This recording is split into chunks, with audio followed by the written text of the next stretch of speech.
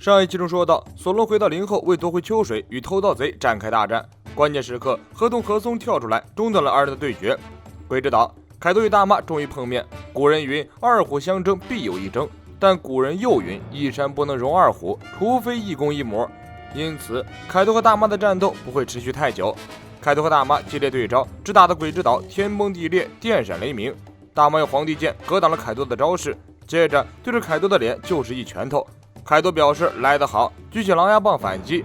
二人对招爆发出来的能量波从鬼之岛的空中炸开，远远看去就好像孙悟空变身一样过瘾。小弟们纷纷劝凯多收手，再这样下去，鬼之岛都要毁灭了。凯多怒吼：“我可爱多打架，轮得到你们插嘴？跟老子滚！”于是小弟们收拾行囊，真的准备滚了。看这架势，鬼之岛被干沉是迟早的事情，赶紧滚回陆地更安全。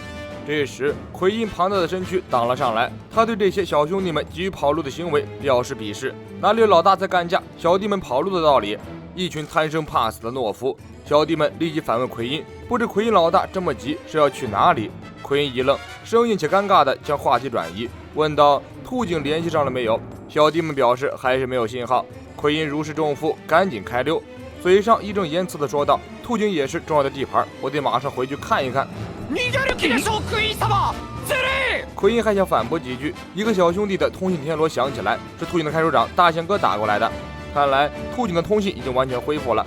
摩西摩西，我是奎因，你那边需要人手吗？需要的话，我马上就回去。一个小兄弟在边嘀咕道，说的那么帅，其实只是想跑路而已。大象哥告诉奎因，暂时不需要人手。奎因失望地撇了撇嘴。大象哥继续说道，草帽路飞和船长基德都被关进监牢里了，兔警一切正常。奎因气得大吼，给我发生点不正常的事情好吗？那么兔警真的正常吗？当然不可能了，有路飞在的地方怎么可能会正常？路飞这辈子就没和正常二字有过联系。兔警不仅没有一切太平，反而已经被路飞等人完全控制。看守长大象哥吃了小玉的团子，变成了小玉的仆人，对小玉百般顺从。听到了小玉的命令，打电话给奎因，谎报说兔警已经恢复了平静，暂时拖住了奎因。这是小玉刚刚登场的时候展现的能力。经过多次测试，他发现自己的这种能力不仅能驯服动物，还能驯服死没有人造恶魔果实的能力者。这次兔警争夺战，卡利布也起到了极其重要的作用，立下一次战功。如果这个家伙不是那么嘚瑟，还是挺可爱的。乔巴因为研发了解毒药剂，化解了囚犯身上的疫灾病毒，一下子成为了囚犯们的恩人。这一下，囚犯们再也不敢闹事儿，老老实实的听从乔巴和路飞一伙人的安排。这时又登场了4名相当重要的人物，他们分别是个性的黑道老大，曾经都效力于冰五郎。冰五郎之前说过，只要他出面，就能让这些老大们团聚起来，瞬间聚集上千名战斗力。说的就是这4位老大。4位黑帮老大看到冰五郎喜出望外，对冰五郎十分尊重。看到路飞大大咧咧的称呼冰五郎为老爷子，4位老大立马变脸，上前一顿锁喉加尖刀，要立刻干了路飞。冰五郎忙将他们阻止。4位老大临走的时候还不忘回头来威胁路飞，你小子捡了一条命，好自为之。路飞气得飞起，谁管你们啊，白痴！路飞的兔警这么一闹，为己方争取到了3500名战斗力，而且随着各项隐藏的反叛者们不断加入，人数还在不断的提升。这一好消息传到了九里、警卫门等人那边，警卫门等人都惊了。本来他们派出雷藏出去仅仅是营救路飞，现在不仅路飞得救了，和松也得救了，而且还一下子激增了这么多战斗力。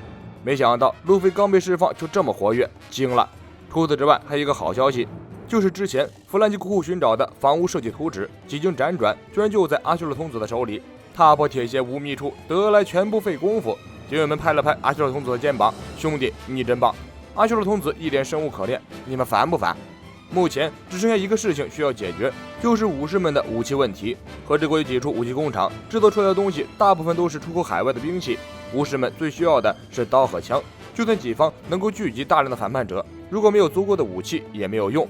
警卫们表情严肃，坚定地说道：“放心，此事交给我。”警卫们交代雷藏暂时将边里村作为战斗据点，随即和犬蓝、阿修罗童子跨上坐骑，出发寻找武器。和之国灵后，索隆和偷盗贼的对峙被突然出现的和松打断，小紫认出和松，一头扑进了和松的怀里。原来看上去又小只又可爱的和松，其实膀大腰圆，比小紫高出3-4头。和松看着哭泣的小紫，愣了半天，突然一连串的记忆涌入脑中：“你是日和大人吗？”小紫放声大哭，失去和松保护的这些年，小紫四处求生，生存艰辛呀！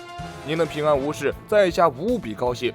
10几年前，何松担当起了照顾小子的责任，因为不能随便暴露，何松每日找到的食物只够1个人，他将这些食物通通分给小子，自己则忍饥挨饿，默默忍耐度日。小子看不下去了，明明何松1个人可以活下去，自己现在成了他的累赘。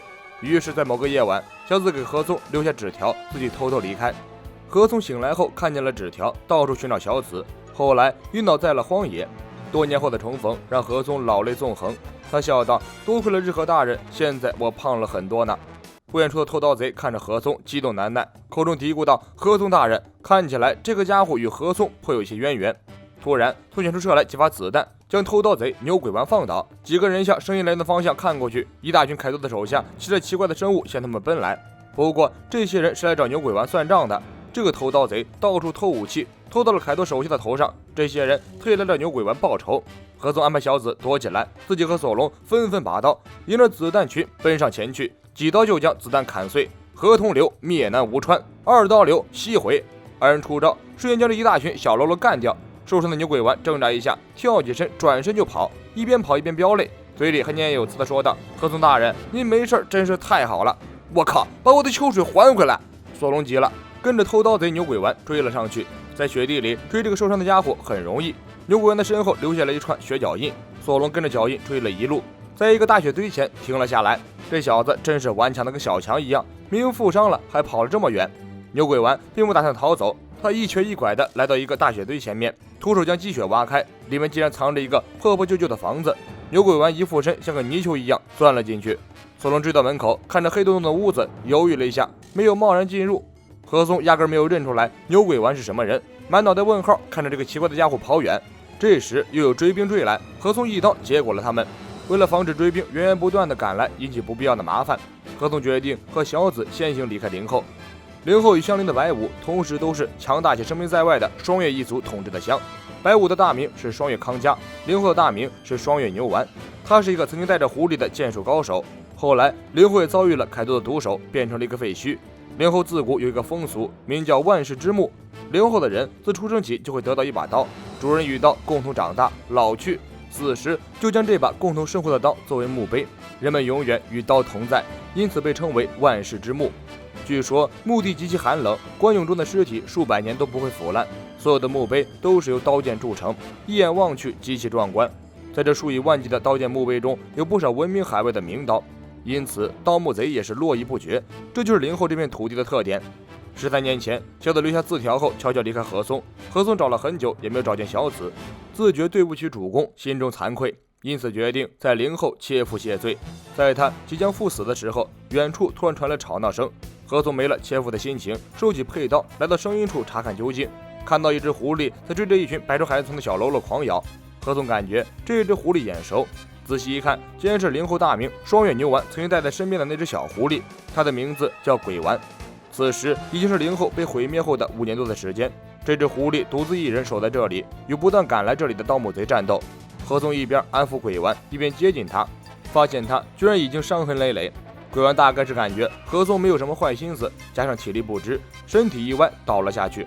何松自然将鬼丸带回包扎好，救了他一命，并且找来食物喂养鬼丸。第二天，鬼丸醒来时，看到救命恩人何松居然在盗墓，偷拿刀剑做成的墓碑。鬼丸立即嘶吼起来，冲上去咬住何松的胳膊。何松吃痛哀嚎一声，将鬼丸甩开。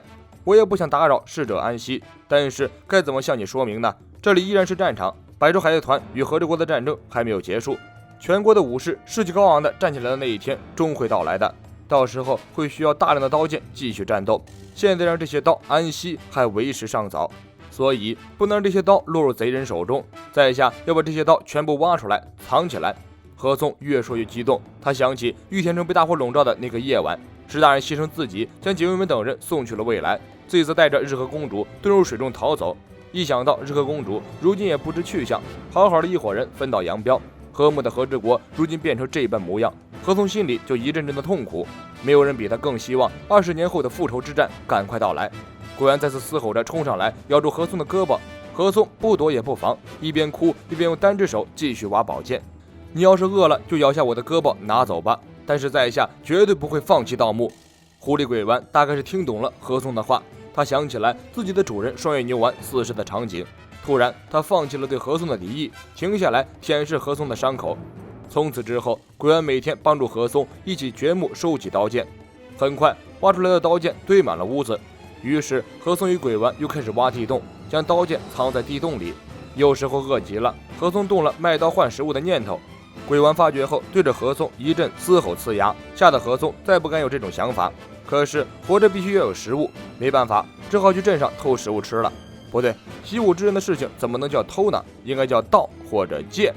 外面有很多人在打0后万世之墓的刀剑主意，大家都知道这里名刀无数，随便偷几把都能卖个好价钱。于是何松和鬼丸在掘墓之余，还会在通往万世之墓的劫道桥上拦截前来盗墓的盗墓贼，并且将他们带过来的武器一并缴获。当被人问起名号的时候，何松就会摆出一个 pose， 自称牛鬼丸。后来何松再去杜城偷食物，被早已警惕的商家报告警卫队抓了起来，关进了兔井。何松主要的失误在于他偷食物从来只偷一家店。有意思的是，何松居然不是因为吃下酒侠这种名号被关起来的，而是因为偷盗。后来大概凯多认出了何松，没有杀他，也没有让他做苦力，而是将他关进单人间，每天给他喂毒鱼，让他自生自灭。看到这里，大家想必已经猜到了，那个偷走索隆秋水的家伙牛鬼丸就是狐狸鬼丸变的。准确的来说，他并不是偷走了秋水，而是将秋水拿回去归到原位。何松一小子找到了索隆，索隆还在那个黑洞洞的房屋门前徘徊。何松一眼就认出了这个地方，这正是他当年和鬼丸挖掘的通往地下的通道。三人点燃火把来到地下，果不其然，这里和当年一样，储存着大量的刀剑。不仅有何松和鬼丸当年藏起了刀剑，还有鬼丸这些年来劫道抢劫得来的武器，全部都在这个地方。何松立即联络警卫门，将这一好消息向他汇报。这一下，反叛军的武器问题也完美的解决了。不远处，牛鬼丸看到何松找到藏刀之处，嘿嘿一笑，豪迈的说道：“何松大人，在下的使命完成了，祝你乌运昌隆。”说罢，牛鬼丸重新变成狐狸，消失在了茫茫的雪地中。索隆还在为丢失秋水的事情愤愤不平。小子劝道：“索隆先生，如果您丢的刀真的是秋水，还是请您放弃吧。”索隆一听就不高兴了：“那是我的刀，是龙马送给我的。”小子打断索隆，说道：“我会赠送您一把替代品，是从王父那里继承来的武士刀，名刀焰魔，唯一一把对凯多造成过伤害的传说之刀。”索隆听后露出满意的笑容：“我靠，这个刀听名字就比秋水帅，而且还砍伤过凯多，换！”我是叶文军，咱们下期见。